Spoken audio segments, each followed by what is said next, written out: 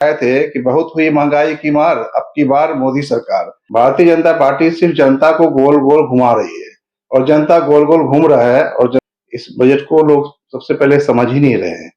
इस के किसान विरोधी है, गरीब विरोधी है और छात्र विरोधी है। हर लोगों का विरोधी जो है वो ये बजट है। इस बजट से जो बजट हुआ करता था तो अलग अलग शिक्षा के लिए कितना बजट दे रहे हैं, किसानों के लिए कितना निकाल रहे दे रहे हैं, आप हेल्थ में कितना दे रहे हैं, इंफ्रास्ट्रक्चर में क्या लग रहा है, रेलवे का क्या हो रहा है, ये सारे कि मखाना बोर्ड अगर बन रहा है तो ये मैं समझता हूँ कि एक लूट खसोट का जो है नेता है, सबको उसका चेयरमैन बना दिया जाए ताकि सबका पेट भरे। नेहरू जी 600 दिन तक देश पे राज किया, 600 दिन तक नेहरू ने इस देश पे राज किया। बिहार को क्या मिला? और नरेंद्र मोदी जी 11 साल राज किए एनडीए के गवर्नमेंट में। पहले जो उन्होंने बताया है कि 600 दिन उन्होंने राज किया है तो उनको पहले पढ़ के आना चाहिए। ये मनमोहन सिंह को नहीं भूल सकती है, जिन्होंने क्राइसिस के टाइम में जब सारे पूरे दुनिया का हालत खराब था तो ये जो बजट है, इस बजट में तो मैं समझता हूँ कि जो लोगों के लिए बजट पेश किया गया है, इस बजट को लोग सबसे पहले समझ ही नहीं रहे हैं। इस तरह से बजट को भेग में रखा गया है कि आम जनता इसे नहीं समझ पा रही है, क्योंकि इस बजट में ये गरीब विरोधी बजट में समझता हूँ कि लोगों को जो जितने लोग परेशान हैं उनके लिए कोई इसमें फायदा नहीं है।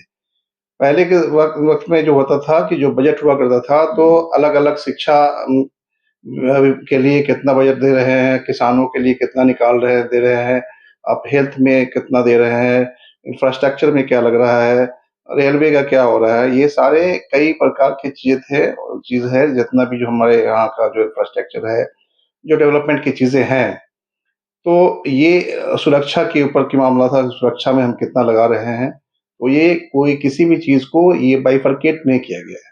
ये बिल्कुल गोल-मोल घुमा दिया गया है, गोल-मोल घुमा करके अभी तक जो ये पार्टी जो है, भारतीय जनता पार्टी सिर्फ जनता को गोल-गोल घुमा रही है और जनता गोल-गोल घूम रहा है और जनता को समझ में नहीं आ रहा है कि ये हो क्या रहा है।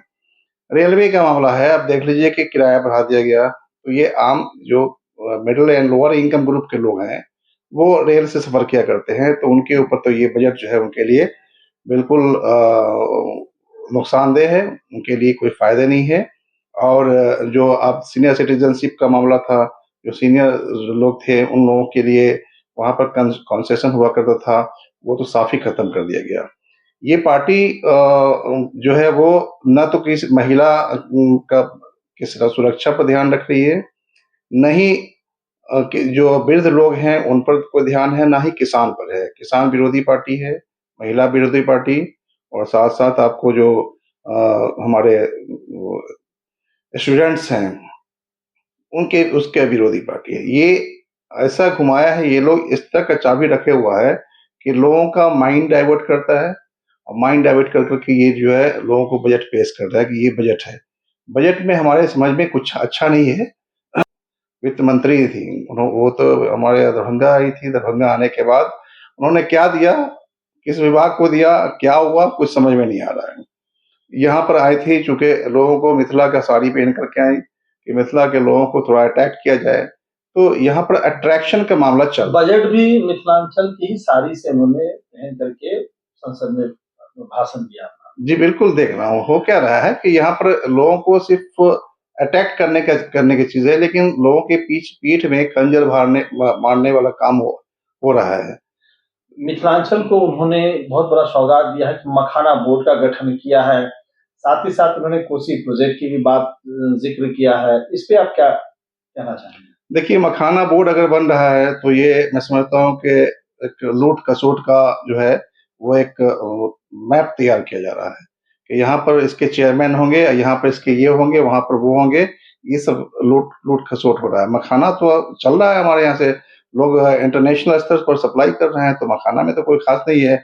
हमारे यहाँ जो किसान हैं, वो लीची का फसल भी आता है, हमारे यहाँ का आम बहुत फ़ेमस है, मछली है, तो ये सारी चीज़ें हैं, तो इन सब का अलग-अलग बोर्ड बना दिया जाए और सबको एक-एक जो है वो भारतीय जनता पार्टी के जो एक-एक नेता हैं, सबको उसका चेयरमैन बना दिया जाए, ताकि सबका पेट भरे समझा? ये सब चीजें हैं, इन सब चीजों से आम जनता को कोई बेनिफिट नहीं है, इन सब चीजों से मतलब नुकसान आप खुश हो रहा नहीं है है। कि मखाना बोर्ड बनेगा, उससे प्रोसेसिंग, मार्केटिंग, सेलिंग और क्या हो आप सकता है रिसर्च सेंटर भी अच्छा खासा खुल जाए। रिसर्च सेंटर तो खुला हुआ है ही है, अनुसंधान केंद्र है यहाँ पर, लेकिन ये बोल रहे हैं कि ये सब चीजें से जो है जो मखाना का रेट है उस पर रेट बढ़ेगा, ठीक है? आप खर्च कर रहे हैं ज्यादा। यानी बिहार के लोग अपने ही मखाना खा नहीं पाएंगे। क्या लगता है बोर्ड का जो गठन होगा इसमें कौन लोग लूट खसोट करेंगे, क्या किनका इन्वॉल्वमेंट ज्यादा होगा? जो पार्टी है, पार्टी लूट खसोट करने का अपना एक रास्ता तैयार करवा रही है। और क्या आप देख रहे हैं कि लोग आ रहे हैं, लोगों को तो चीजें समझ में आ ही नहीं रही है।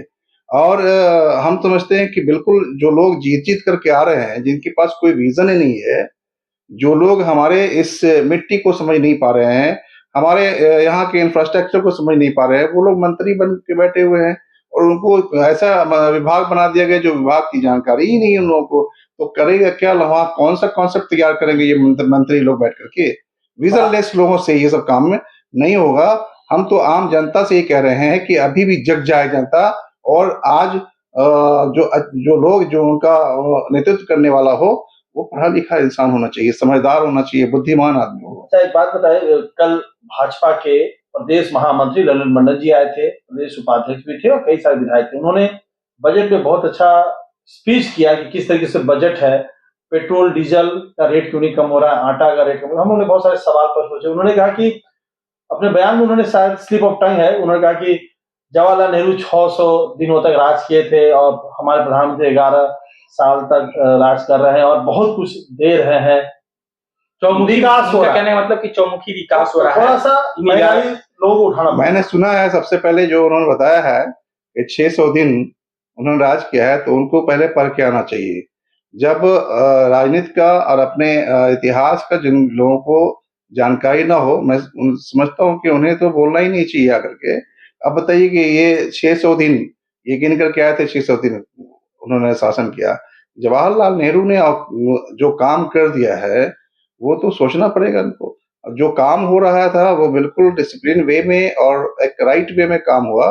लूट खसोट कांग्रेस के जमाने में भी हुआ है, इससे मैं ये नहीं कह रहा हूँ कि नहीं हुआ है, वहां भी हुआ है, वो कमी नहीं है।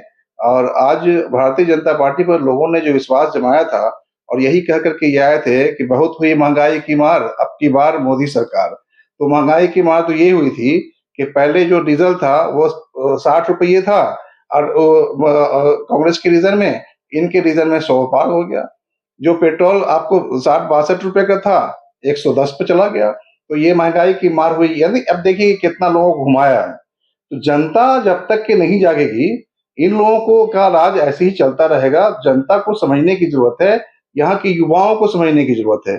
यहाँ जो युवा है, जो हमारे छात्र है, क्योंकि उनको ही डायरेक्ट करना है नेशन को, अपने राष्ट्र को जो है दिशा निर्देश देने का काम हमारे जो यूथ है उन्हें उन्हें करना है। कल के वो भविष्य है इस देश के। तो मैं समझता हूँ कि युवाओं को एक होना चाहिए था। जब युवा देख करके अगर युवा भाग जाए और गलत दिशा पकड़ ले, तो मैं समझता हूँ कि बहुत अच्छा शुभ संकेत नहीं है बिहार के लिए और हमारे देश के लिए। आखिर इंटरनेशनल मार्केट में क्रूड ऑयल गिरता है तो इस देश में रेट नहीं गिर रहा है और जिसकी वजह से ट्रांसपोर्ट महंगा होता है, खाने के लिए चीजें महंगी हैं। क्या सरकार इस पर जोर नहीं दे रही है? क्या जीत के आई है या बिहार बजट इस बार है ये 2025? देखिए, ये ईमानदारी की जरूरत है सबसे पहले। यहाँ पर आप जब देख रहे थे कि अभी सवाल करने वाला जनता नहीं, जनता के ऊपर में क्या कर दिया है लोगों ने कि उनको उनके माइंड को में इस तरह से कचरा भर दिया गया है कि इस तरह से घुमा दिया है कि कोई सवाल करने वाला अब रहा नहीं। तो सवाल अभी के युवाओं को करना चाहिए। जो अभी के युवा हैं उनको सवाल करने की जरूरत है कि आखिर हमारा देश जो है वो आगे क्या कहाँ जाएगा। हमें चिंता हमारी नहीं है, मुझे चिंता हमारे बच्चों की है, जो हमारे पूरे देश के बच्चे हैं, उनके भविष्य की चिंता है कि ये अंधकार में जा रहा है देश। ये बच्चे जो है अगर आवाज नहीं उठाए और उनके माँ बाप अगर आवाज नहीं उठाते हैं, समाज आवाज नहीं उठाता है, तो उनके बच्चे का जो भविष्य है वो क्या ये बजट यहाँ के देश 140 करोड़ जनता को अंधकार में ले जाएगा? निश्चित रूप से ये बजट जो है बिल्कुल ये बजट घुमाया गया है। बजट को में एक लॉलीपॉप दिखाया गया है। ये बजट जो है ये मैं समझता हूँ कि किसान विरोधी है, गरीब विरोधी है और छात्र विरोधी है।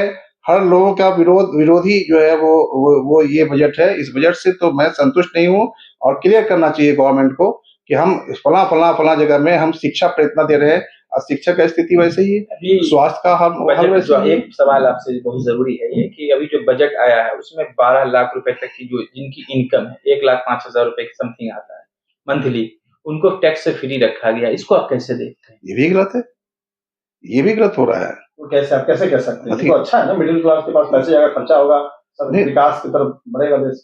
विकास की तरफ क्या देश बढ़ेगा? हालत तो ऐसा बना के रख दिया है, इस तरह का बना दिया, उतना उसके पास इनकम होगा ही नहीं, वो कमाएगा कहाँ से?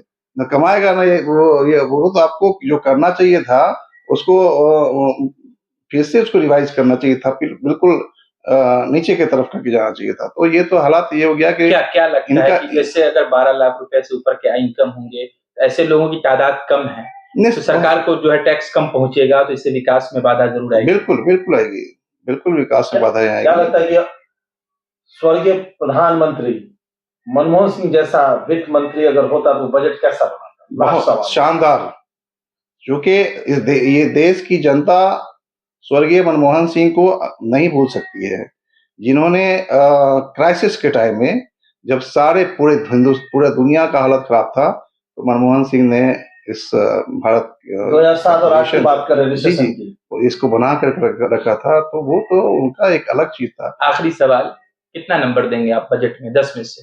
10 में से 2 नंबर दे देंगे।